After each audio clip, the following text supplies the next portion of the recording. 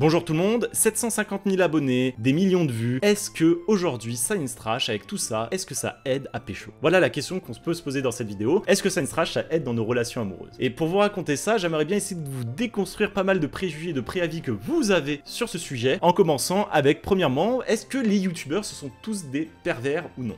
C'est la question simple, mais on peut se la poser. En fait, c'est très simple. À cette question, si les youtubeurs sont tous des pervers, déjà, il faut remarquer qu'on se base sur, la plupart du temps, sur des faits divers qu'on a vus dans les médias et qui nous créent des biais. En effet, on a vu le sujet de Norman, d'Experiment Boy, etc., qui nous fait dire, ça arrive, et du coup, on a tendance à créer un mème et une histoire autour de tout ça. Les youtubeurs, ce sont des prédateurs, les youtubeurs, ça tape dans du moins de 18, etc., etc. Mais en fait, tout ça, c'est des généralisations. Et c'est totalement faux de penser que tous les youtubeurs sont comme ça. Croire que, en fait, c'est des risques, c'est une généralité sur YouTube. Donc non, les youtubeurs ne sont pas tous des pervers, et en effet, je suis pas en train de dire attention que ça n'arrive pas, il y en a, il faut les dénoncer, et je ne suis pas là en train de remettre ça en question, je suis juste en train de dire attention, il faut pas en faire une généralité, moi à chaque fois mes amis me disent ça, c'est bon, la blague on la connaît, mais ce n'est pas une vérité, et j'aimerais bien juste le rappeler pour commencer la vidéo. Et voilà, j'étais à une soirée au Crayon Média, une fois, il y avait plein de youtubeurs, Gaspard G par exemple, ou d'autres, mais c'est des gens, des êtres humains tout à fait normal. En soirée, ils vont pas le montrer publiquement en plus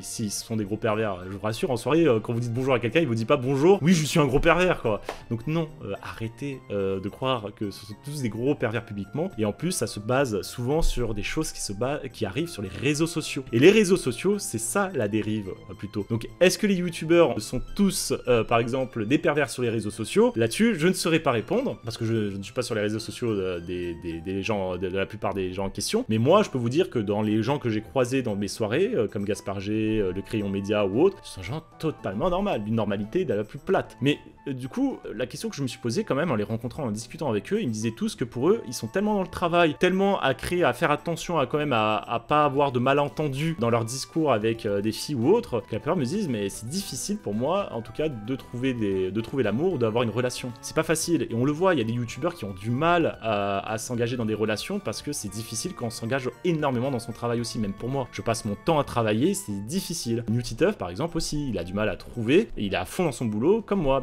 On est tous à fond dans notre boulot, c'est pas évident. Du coup, la question qui se pose, c'est peut-on rencontrer l'amour avec YouTube? Et ça, c'est un sujet qu'on peut se poser. Comme je dis, on a tendance à vouloir faire attention, du coup, à pas créer de malentendus, et du coup, on est un peu plus dans la vigilance, à faire gaffe. Et du coup, est-ce que c'est possible? Et pour l'histoire, on se protège par distanciation avec les réseaux sociaux. Ce n'est pas imparable, des fois, ça peut arriver. Un exemple simple, c'est Ikutsen, encore, ici, qui, lui, a rencontré son ex-copain grâce à une vidéo Minecraft. Et ça s'est bien passé pour autant. Pourquoi ça s'est bien passé? Parce que ce sont deux adultes totalement responsables, et qui ont bien fait les choses. Donc oui, bien sûr, on peut rencontrer l'amour grâce à YouTube, il faut juste bien faire les choses. Pourquoi ça n'aide pas forcément, en revanche? Là, je vais vous expliquer pourquoi ça n'aide pas. Science Trash, par exemple, c'est une chaîne où on est à travers un chibi, et on va mettre en avant un sujet. Mais on ne met jamais, si vous regardez bien, trop en avant une personnalité. Parce que c'est pas ce qu'on souhaite. Ce qu'on souhaite mettre en avant, c'est le sujet avant tout. L'objectif, c'est de dire aux gens que, au cœur de la chaîne, nous, ça sera toujours la science, le sujet qu'on va porter, et pas une personne. C'est pour ça que c'est bien Science Trash, et c'est une chaîne que j'aime beaucoup. C'est parce qu'on n'est pas comme les Mr V, ou comme voilà, les autres youtubeurs, Squeezie, Joyka, etc. On travaille pas, nous, à construire une chaîne autour d'une personnalité, mais autour d'un sujet. Et là-dessus, ça va pas forcément aider, du coup, aux gens à raccrocher sur une personnalité. Donc non, ça n'aide pas forcément YouTube sur cet aspect-là. Ainsi, on peut se poser beaucoup de questions. Par exemple, les bonnes personnes, puisqu'elles sont intéressées, où est-ce qu'on va les trouver? Si c'est pas là-dessus, comment faire, etc.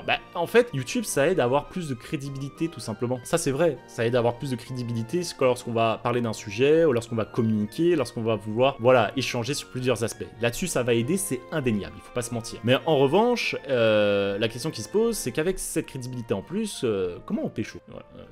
Du coup, comment les youtubeurs pécho? C'est un peu ça. Il y en a beaucoup qui font comme tout le monde, tout simplement. Comme tout le monde. Il y a beaucoup, je ne citerai pas ce youtubeur, par exemple, qui va en boîte tous les vendredis soirs, limite, ou tous les samedis. C'est, voilà, pour lui, c'est comme tout le monde, il fait la fête, il profite. Les youtubeurs, ce sont des êtres humains comme tout le monde. Sur Science Trash, par exemple, la plupart, ils ont tout simplement trouvé leur moitié, mais en dehors de tout ça. Ils sont allés à des soirées comme tout le monde, sur des sites de rencontres, ils ont rencontré leur moitié, ils se sont mariés, ils ont fait des enfants, etc. etc. sur la chaîne, et il n'y a jamais eu de soucis. Par contre, voilà, il faut bien avoir conscience que trouver sa moitié aujourd'hui, quand on est youtubeur, c'est pas forcément évident. Lorsqu'on a énormément de travail à côté, lorsqu'on veut essayer de profiter, c'est pas facile. Du coup, pour trouver, il faut des fois avoir de la chance et espérer que tout simplement, voilà, la vie puisse apporter les choses au bon moment. Voilà, j'espère que cette histoire et ces anecdotes un peu, voilà, sur comment se passent les relations sur les réseaux sociaux, et là, je vous racontais un peu de ma perspective sur YouTube et sur Scienstrash comment ça se passe. Voilà, c'est de ce prisme-là. Donc j'espère que ce sujet vous a plu, c'était un peu différent, n'hésitez pas à vous abonner, à mettre la petite cloche, à mettre le pouce bleu, le commentaire en dessous de la vidéo pour me donner un peu votre vision du sujet. Moi je vous dis à très bientôt pour un prochain sujet, j'espère qu'il va vous plaire. À bientôt les amis,